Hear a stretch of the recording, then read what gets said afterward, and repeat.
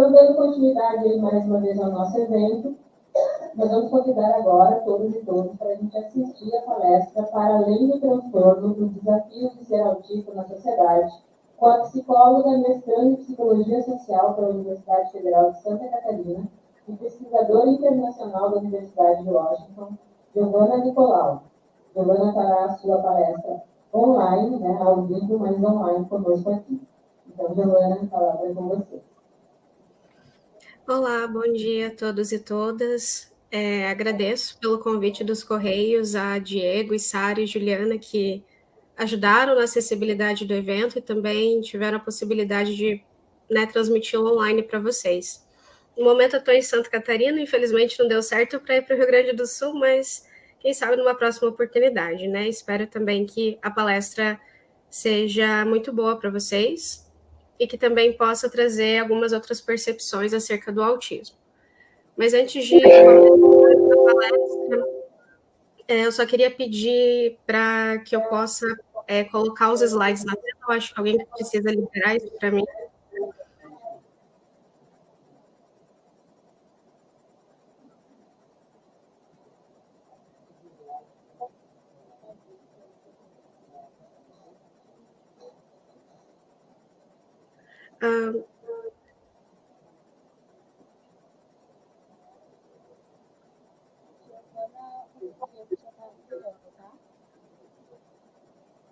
Obrigada, Juliana. Bom, então, antes só de começar, para fins de questões de acessibilidades, né, eu quero me autodescrever. Então, eu sou uma pessoa branca, eu tenho cabelos e olhos pretos, eu estou usando um óculos de aro rosé metalizado, estou com uma blusa branca e também estou usando um relógio preto e também o cordão das deficiências não aparentes no braço esquerdo. Atrás eu tenho uma parede branca, também uma parte dela é verde, uma luminária e também atrás uma cama com algumas almofadas. E bem ao final está a veneziana da minha janela. Então, vamos começar a palestra, né? Então, a palestra é intitulada Para Além do Transtorno, os desafios de ser autista na sociedade, ela vai ser uma palestra, vamos dizer, mais prática. Eu quero trazer para vocês também a minha experiência, porque eu sou uma pessoa autista e também tenho outras neurodivergências, né? Então, eu sou considerada uma pessoa com deficiência. E essa palestra vai trazer também algumas coisas da minha história pessoal como autista, que me ajudaram também a compor essa palestra para vocês. Então, a gente vai estar conversando sobre várias experiências de autistas, como que a sociedade muitas vezes nos trata, quais são as nossas dificuldades e o que a gente pode fazer, né, para ajudar pessoas autistas, outras deficiências e neurodivergentes. Então, eu quero trazer essa primeira pergunta de reflexão para a gente, que vai nos nortear ao longo de toda a minha fala. Como ser autista numa sociedade capacitista? E para responder, eu vou trazer um pedacinho, né, um recorte da minha história de quando eu me identifiquei e também recebi o diagnóstico de autista. Eu me identifiquei autista em 2018, por meio da psicoterapia, mas só foi em 2019 que eu recebi o meu diagnóstico médico por conta de uma obrigatoriedade social. Na época, e ainda também comentam muito hoje, que eu só seria considerada autista se o médico me avaliasse e ele me desse um laudo médico, o que desvalidou toda a minha experiência de me perceber, de me entender, desconstruir e construir uma vida nova, né, sabendo que eu sou autista. Então, para dar continuidade na palestra, a gente vai saber mais o que é o autismo, o que é o capacitismo, o que é essa sociedade capacitista. Então, para início, eu quero trazer o que é o autismo. Possivelmente nas outras falas, né, dos outros colegas, trouxeram também o que é autismo, mas aqui eu vou estar falando de uma perspectiva do modelo social da deficiência, para além de um modelo médico, né? Como que é o autismo nesse contexto social? Então, o autismo, ele pode ser considerado uma deficiência e uma neurodivergência. E o que isso significa, né? A deficiência, muitas vezes, ela é tida como um problema, uma doença, que algo está errado, né? Um pecado, um castigo. Mas a deficiência, no contexto social, ela é uma desvantagem social provocada pelo capitalismo. O que isso significa? Que, em exemplos muito práticos, né, muito possivelmente, muitos lugares, nas cidades, em espaços, né, são construídos com escadas. E uma pessoa que usa cadeira de rodas, uma pessoa com deficiência física, só um minutinho.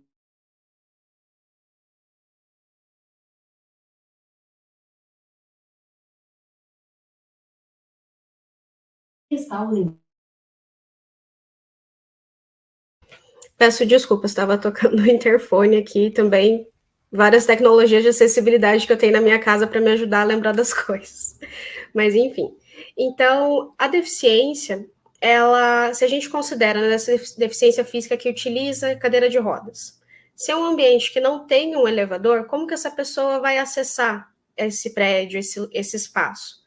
Pode ser que muitas pessoas sem deficiência não tenham problema de subir muitas escadas, mas a pessoa que usa cadeira de rodas tem um espaço inacessível que ela não pode acessar, né?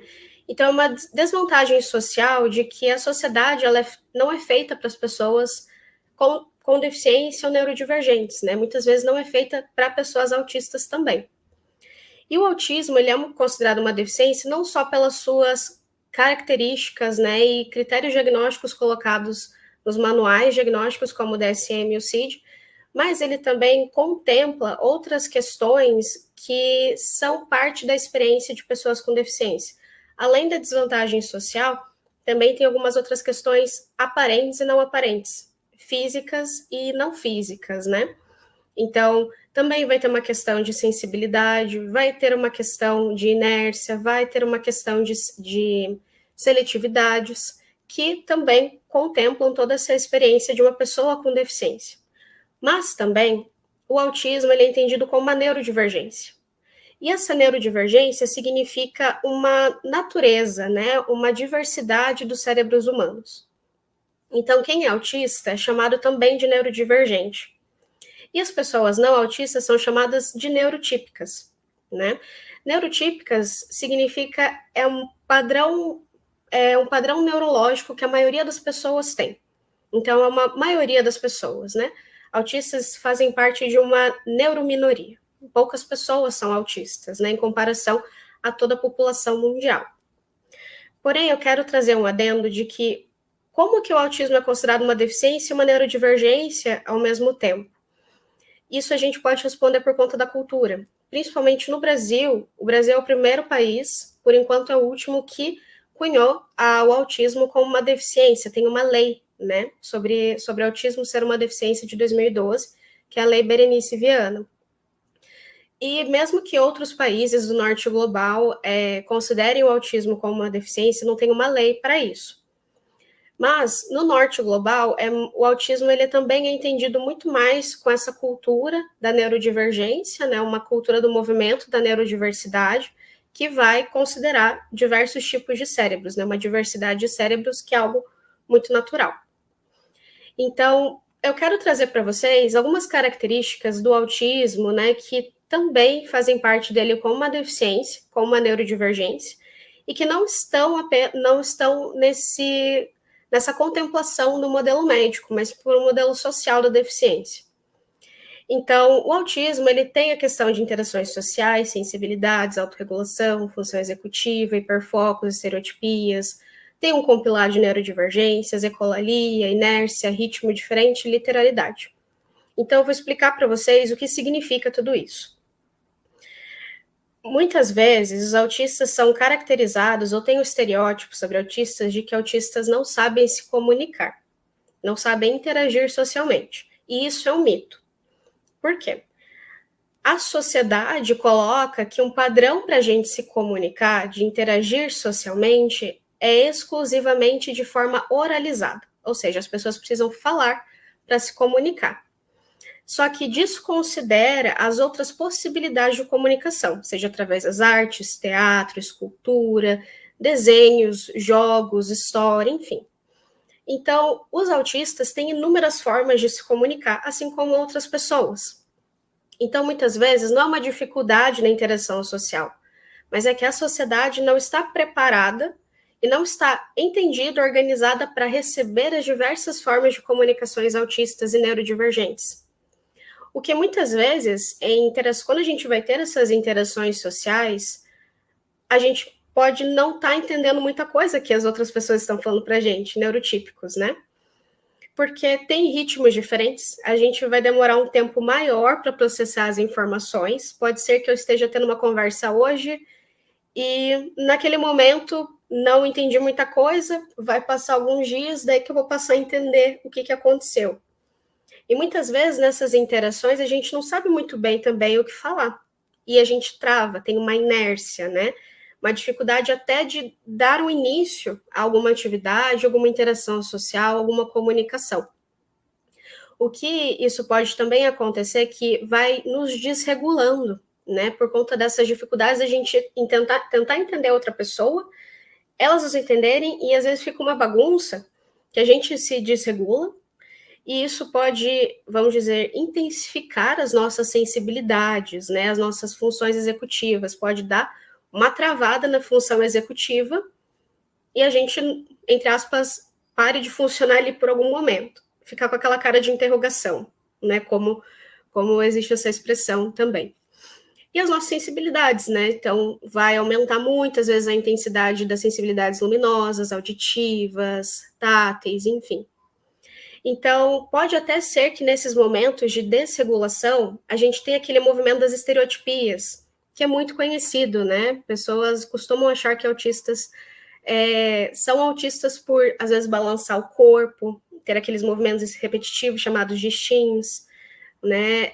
Ou gritar, ou lamber, ou cheirar, como também está classificado no DSM, né? Como os critérios diagnósticos, mas muitas vezes isso não acontece.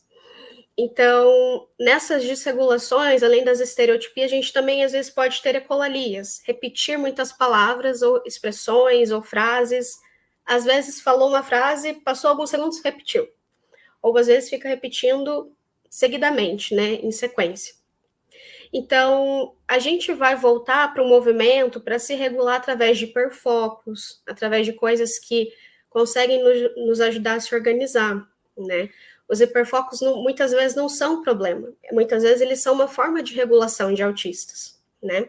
Porque também cabe lembrar que o autismo nunca vem sozinho, ele sempre vem em conjunto, né? No meu caso, o meu cérebro é hiperativo e desatento e também com altas habilidades. Então, isso significa, pelo modelo médico, que é o TDAH e HD/SD. Então, imagina uma mistureba de neurodivergências, várias coisas acontecendo dentro da nossa cabeça, é tanto estímulo à informação e a gente falando e a coisa acontecendo, e a gente, às vezes, desorganiza.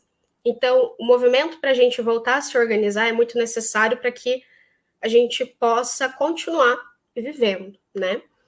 Mas como que isso acontece, né, visualmente? E aqui eu quero trazer uma charge para vocês, tirada do livro A Diferença Invisível, né? Então, aqui, né, no ambiente de trabalho, é muita gente falando, é barulho de salto, é barulho da máquina de café, é teclado, é digitando, é telefone, é alguém com fone de ouvido e com aquela música alta, o barulho do relógio, e aquelas informações, estímulos vão acontecendo. Só que é importante também ressaltar que será que todos os autistas possuem essas características? Será que todos os autistas são iguais? E a resposta é não para ambos, né? Daí é uma questão, talvez polêmica, né? Mas pode ser que os autistas possam ter ou não as mesmas características, só que elas são expressadas de uma forma totalmente diferente para cada pessoa. Então, os autistas são iguais? Não, não tem como ter um autista igual a outro, é por isso que é um espectro. E é por isso que eu costumo chamar de autismos, porque cada pessoa é uma pessoa, então cada autismo é um autismo, né? Até se a gente olhar na diferença populacional e diversos estudos que estão acontecendo, na diferenciação do diagnóstico de mulheres e homens, né? Mulheres autistas têm uma tendência muito maior a ter uma dificuldade de serem diagnosticadas, porque mulheres, desde crianças, são ensinadas a se comportar, a não falar alto, a não ficar se mexendo, a sempre em silêncio, né? E homens têm uma liberdade maior de poderem se comportar e se expressarem da forma como são. Então, o diagnóstico em homens é também muito mais visível, vamos dizer assim. E é por isso que também acontece o estereótipo do autismo de anjos azuis, né? Que o autismo só dá em homens. E isso é um mito, né? Mas justamente porque autismos são diferentes, é necessário entender cada autismo para validar cada um também. Então, só que então, justamente essa questão, né, da dificuldade de entender os autismos e as pessoas, entender que os autismos são diferentes, né, autistas são diferentes, acontece que esse processo ele é baseado no capacitismo, né? Em linhas muito gerais e diretas, o capacitismo é uma discriminação contra pessoas com deficiência e neurodivergentes. Mas também trouxe uma definição de Marivete Gesser e Pamela Bloch, que elas falam, né, a opressão vivenciada por pessoas com deficiência que são posicionadas como incapazes, por terem corpos que desviam de um padrão normativo socialmente estabelecido. O capacitismo vai querer sempre estar tentando modificar, converter, corrigir, curar, moldar pessoas com deficiência, autistas e neurodivergentes. E como que esse capacitismo ele pode acontecer? Através da linguagem, comportamentos, inacessibilidade, expressões, julgamentos que a gente vai estar comentando a seguir. Então, o capacitismo, de uma forma também visual, para começar a entender, é bem essa imagem de ter muitas barreiras, né? Delimitando ali, limitando pessoas com deficiência.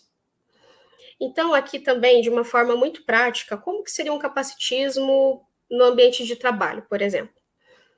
Isso é muito comum, eu escuto muito na clínica, por eu ser também uma psicóloga clínica, né, mas experiência de outros colegas, amizades, enfim, de que sempre reclamam que autistas às vezes se isolam no ambiente de trabalho ou não participam de festas. E esse é o caso dessa charge, né, que a personagem principal, ela fala, não, mas o almoço é um momento de pausa, né, e o chefe fala, não, mas você tem que socializar, né? Você não foi nem na festa do pijama, então assim não dá, né? Isso vai prejudicar a sua avaliação ao final do ano. Sem tentar entender a pessoa, né, autista, mas sempre colocando para que ela tem que se adaptar, ela tem que se moldar ao ambiente.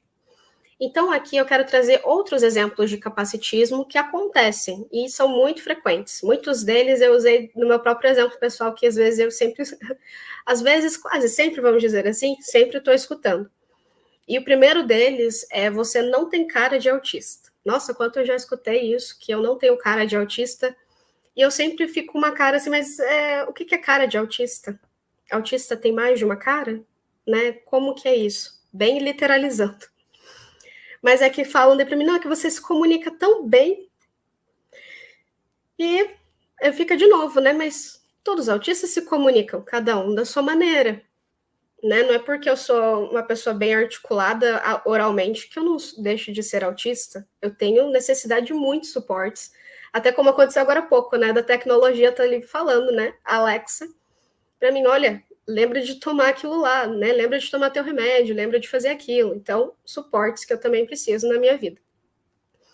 Outro exemplo de capacitismo que já aconteceu não só comigo, mas com pares, né? Como que você pode ser autista se você tem faculdade? Isso é uma grande incógnita, né? Mas autistas podem fazer faculdade, podem ocupar espaços, né? Só que a gente vai precisar de acessibilidades e adaptações, assim como outras pessoas. Outro exemplo que também já comentaram comigo, mas já me falaram. Mas meu sobrinho de 8 anos fica se movimentando para frente e para trás e você não. E aqui é um ponto interessante. Autistas são diferentes, pasmem, né? Autistas crescem, são adultos. Então, muitas vezes as crianças autistas elas estão tentando entender ali, aprender como é que é esse mundo, todas as coisas que estão acontecendo, é muito estímulo, só que conforme você vai crescendo, você vai se adaptando, você vai se mascarando para ser mais aceito e aceita na sociedade, muitas vezes até para a gente sofrer menos violência, né? Então, autistas são diferentes, é importante sinalizar isso até na idade biológica. Eu acho que todo mundo é um pouco autista, isso e além de outras frases, né? Autismo agora é moda, né? Agora todo mundo é autista. Mas vamos pensar aqui comigo. Será que não é bom? ter mais pessoas autistas se identificando, recebendo diagnósticos, porque daí a gente começa a perceber que a sociedade não é neurotípica, mas a sociedade também pode ser neurodivergente, né? Só que também é um ponto, né, que pode ser que muitas pessoas não autistas vivem sim sensibilidades, vivem sim dificuldades em interações sociais, só que são momentos muito pontuais. Para a gente que é autista, é 24 horas, é a vida inteira numa intensidade, detalhamento, um monte de estímulos tentando conviver com isso todos os dias, a todo momento.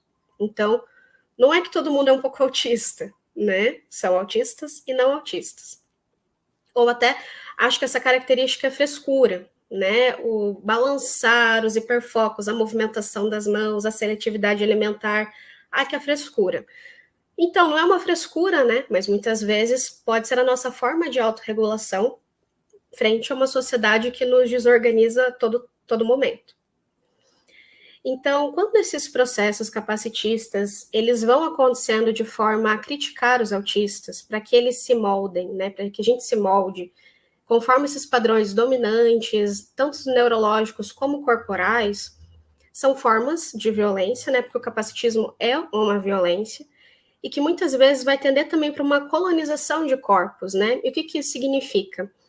Vão tentar colocar a gente de forma a compactuar também com a gente tem que produzir, né? A gente tem que fazer parte dessa sociedade que produz para o mercado, né? Então, é bem no movimento de exclusão social também, né? Até a própria história do autismo que vem desde de 1900 e, vamos dizer, 1930, por aí, lá na Alemanha, né, até partindo para os Estados Unidos, enfim, são as histórias das colonizações do autismo, né, de sempre excluírem ou mandarem para as câmaras de gás, por exemplo, ao centro de morte, porque não produziam para a sociedade, não eram pessoas normais. Então, é uma história de muita violência, uma história de muita exclusão social com autistas, né? Então, conforme esse processo vai acontecendo, que tem toda essa base capacitista, vão também se criando estereótipos sobre os corpos e mentes das pessoas, né? De forma a tentarem adaptá-las para a sociedade. Mas conceituando, o que é o estereótipo, né? O estereótipo é um conceito, um pré-conceito sobre algo ou alguém. E a adaptação é o ajuste de uma coisa a outra. Então, quando a gente tem essas bases capacitistas, é muito comum que daí, junto com o modelo médico, que é tudo junto, né? Vamos dizer assim, gente, né? É todo um sistema. Então, esse modelo médico, que também se vincula ao capacitismo, que também se vincula à produção de mercado, enfim, faz com que a gente tenha a criação de imagens do que é o autista, de como é o autista. É aquela pessoa de autismo clássico, vamos dizer assim, ou antiga síndrome de Asperger, né?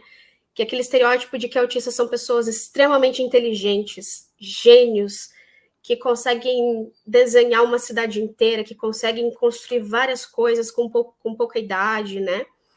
Nem todos os autistas são assim. E é muito perigoso quando a gente considera que autistas são exclusivamente assim e não entende as outras possibilidades dentro do espectro, né? Só que justamente por uma sociedade violenta e as pessoas também não entenderem autistas, o movimento que autistas fazem é um mascaramento, essa adaptação, que a gente chama de masking. Só que é quase como uma analogia a uma panela de pressão, né? A gente vai se adaptando, a gente vai crescendo, vai aprendendo a se moldar e vai entrando pressão naquela panela. Só que chega um momento que de tanta adaptação e tanta coisa para a gente aprender a ser neurotípico, a gente tem desregulações que podem ser crises muito grandes, como explosões, como desligamentos, que a gente chama de meltdown, quando explode, né? Muitos excessos de raiva, e shutdowns, quando a gente desliga. Às vezes desliga o corpo e podem até gerar outras doenças, né? A gente pode ficar vários dias ou semanas doentes por conta de várias situações de interação social, muitos estímulos, por exemplo, né? Que também podem tender a uma maior probabilidade de autistas a desenvolverem alergias, problemas respiratórios e cardiovasculares, digestivos, por exemplo. Então, aqui eu também quero trazer como que é isso, né, na sociedade, né, também de uma outra forma visual, que é essa tirinha do André, que Maurício de Souza, né, criou essa personagem para estar nos gibis. Então, ali nesse primeiro momento, né, André percebendo ali os barulhos na pista de skate, os barulhos de latidos, de festas, de músicas, e naquele momento de isolamento, né, aquele momento que o autista também vai precisar para se regular, assim como todas as outras pessoas, né? A gente precisa de momentos também para a gente ficar mais quietinho, se organizar, ter a nossa privacidade. Então, eu costumo dizer muito que as dificuldades de entender autistas vêm do capacitismo. E muitas vezes os autistas estão tentando sinalizar como são, mas a dificuldade das pessoas de entenderem prejudica daí que tenham esses outros entendimentos sobre o autismo. Então, aqui eu trago uma outra parte para vocês de como que é a convivência de autistas na sociedade, né? Como que, por exemplo, eu, Giovana, né, adulta, convivo na sociedade. Então, com muita dificuldade, obviamente. Então, a gente vai passar por muita fadiga de acesso, inacessibilidade dos lugares, grande quantidade de estímulos, desentendimento social com as nossas necessidades, dificuldade social de acolhimento de autistas, ausência de comunidades fora do modelo médico. Então, eu vou contextualizar o que tudo isso significa. Eu entrei recentemente no mestrado. Vou dar um exemplo para explicar para vocês, acho que é mais fácil, né? Então, eu entrei recentemente no mestrado e eu precisei de acessibilidades para poder permanecer no mestrado, né? E eu preciso de aulas remotas. O que significa? Professores manterem as aulas presenciais e eu ou alguém, né, abrir um computador na sala de aula para entrar numa videochamada comigo enquanto eu fico em casa. Porque se eu fico muito tempo socializando em pessoa, gera uma sobrecarga tão grande de estímulos que no dia seguinte é certeza que eu vou estar doente. E é um padrão, literalmente, uma carga muito grande, eu vou ficar doente por dias para me recuperar daquele nível de interação. Só que, justamente para poder estar nos lugares, assim como outros autistas, a gente tem muita fadiga de acesso. Então, quando a gente vai acessar espaços, relações, né, ambientes, a gente não vai ter uma acessibilidade para nos acolher, atender às nossas necessidades. Então, a gente vai ter que tentar entender o que está acontecendo ali, como que aquele ambiente, só que tudo isso vai gerar uma ansiedade, pode gerar episódios depressivos, ansiedade social, fadiga social. Então, acaba que, às vezes, muitos autistas evitam de falar que são autistas ou evitam sair de casa, evitam trabalhar. E até uma percentagem muito grande que 87% dos autistas no mundo todo não trabalham. Né? Apenas 13% trabalha, porque não tem condições trabalhistas e educacionais para autistas poderem trabalhar. Por conta também dessa fadiga de acesso. Para a gente acessar os lugares já é tanta ansiedade, a gente já fica tão ofegante, que às vezes evita-se entrar, né, estar nesses lugares. Então, tem muitas inacessibilidades dos lugares, porque vai gerar toda essa confusão, gerar toda essa dificuldade para a gente poder ocupar espaços, falar sobre autismo, né, sermos autistas na sociedade. Mas então eu também quero trazer para vocês, diante de tudo isso que acontece com os autistas, o que a gente faz agora?